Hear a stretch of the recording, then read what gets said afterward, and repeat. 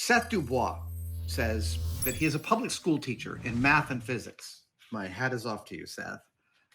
He says, lots of systemic problems in education have been exposed and amplified by the pandemic this past year. I personally think the whole system needs an overhaul. What changes would you make to public education or just STEAM education, if that's easier, if you could? I'm not going to frame this in terms of what changes I would make to education, because I am not an educator. I've not been trained as an educator. I've never worked as I have worked as an educator, but like briefly for a few classes for the Academy of Art. That does not qualify me in any way to say how I would overhaul the American education system. But I do have some thoughts. Again, before I get into those thoughts, I also want to say that every teacher I've ever met is a true believer in teaching. I know there are many that are not. And certainly the teachers that would seek me out are going to be the self-selected true believers, but teachers really want to do their job. It is definitely, in the teachers that I have met, a calling, an avocation more than a vocation. And teaching is really, really hard. And among the things that teachers have been clamoring for forever is stuff that they should have. And that's things like smaller class sizes and more resources. And these are simple policy things. Everyone's always, a phrase that gets thrown about when education gets talked is, well, it's not a problem we can just throw money at. And I kind of think that no one's ever tried that. Just throwing money at the problem, paying teachers more, giving them more resources. That should be not controversial, because if you want to know how to help your kids' teachers out, give them $20. I'm serious. If every parent in a class gave their kid's teacher $20 a year, that would go a humongous way towards helping them with and we shouldn't be doing that. That should be paid for by the schools, but the school budgets get smaller and smaller, and then there becomes less interest in politicians to do capital infrastructure and stuff like that in schools. It makes me crazy. Your kids' teachers are spending their own salary, which they don't get allowed to deduct from their taxes, on your kids' schooling, and that's criminal. One of the big failures I've seen in the complaints that I've been reading from parents and teachers and educators online in the past few months is the de facto adversarial relationship between schools and students.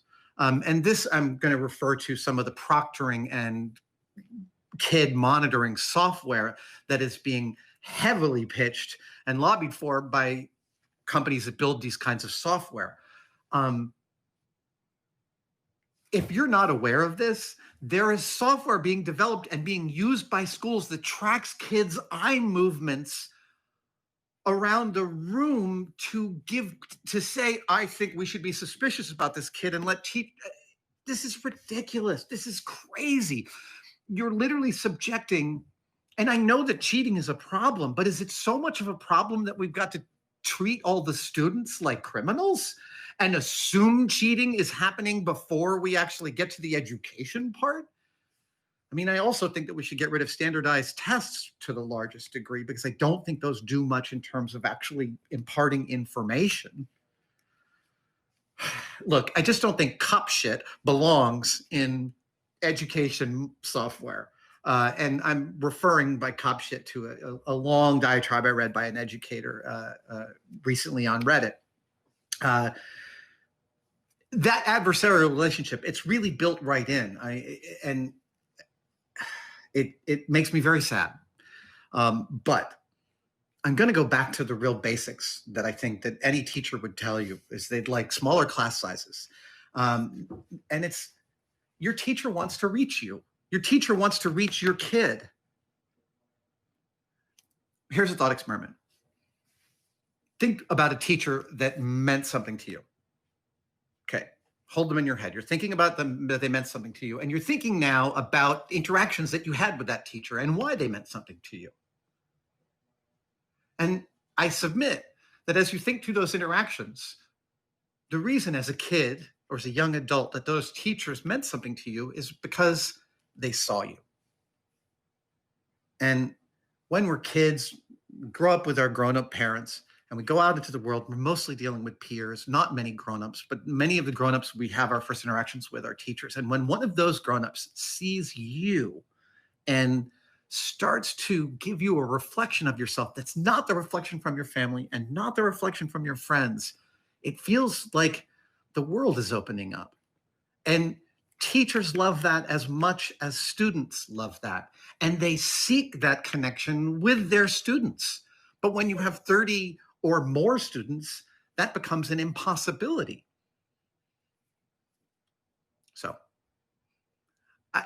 I still submit, I am completely unqualified to talk about overhauls to the education system, but when asked about problems that I see, those are the problems. The adversarial relationship between schools and kids, class size, and teacher resources, and also teacher salaries. Could we pay teachers a bit more? For crying out loud, let's pay them a lot more. They're doing one of the most important jobs. Thank you, Seth Dubois. Oh my gosh, you teach math and physics. I can't even imagine it. Let's see. David Martin wants to know why no love for Doctor Who. Is it bandwidth, he says, or are you not interested?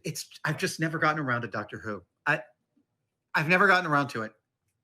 There's a lot I haven't gotten around to. I only saw Casablanca 10 years ago for the first time. There are big gaps in all of our educations, and Doctor Who is one of mine. I love the Doctor Who fandom. I've met many of the Doctor Whos. I've met many of the doctors at Comic-Con, and they've all been delightful human beings. I love the franchise. I love the joy in the franchise, and I love the places that I see it going. I've just never gotten around to jumping in. I don't dislike it. I don't have any negative opinions about it. I just haven't gotten around to it. It seems like this big thing to kind of open up to. It's like the same reason I haven't, started watching The Wire. It's like, it's a lot of time. I know I haven't watched The Wire, and I know that's a problem. I will. Let's see here. Brian Lane wants to know, what about hard rubbers and stretchy fabrics that don't work well with scissors? Oh, that's an interesting question. Hard rubbers, you shouldn't be cutting with scissors. Really, you should be cutting those with blades. Has anyone ever tried laser cutting rubber? That would probably be really awful. Ugh. I'm not sure I have expertise to answer that. It is certainly more of a pain in the butt to cut four-way stretched spandex with scissors, but if you mark it out correctly, it's not that difficult. It just takes a little more focus. Oh, it also takes a nice big table surface. It's funny, as a model maker, I tend to prioritize a 24-inch square that is like my primary active mode. And I visited so many special effects shops. There's like walls of desks of people working, and everyone's working on a 18-inch square in the middle of their bench. And that's a model maker's workbench. When you go and watch YouTube videos of tailors and fabric artists, these large, expansive tables, and it feels so luxurious. I have the pool table for that when I can clear it, which is about every 3 months.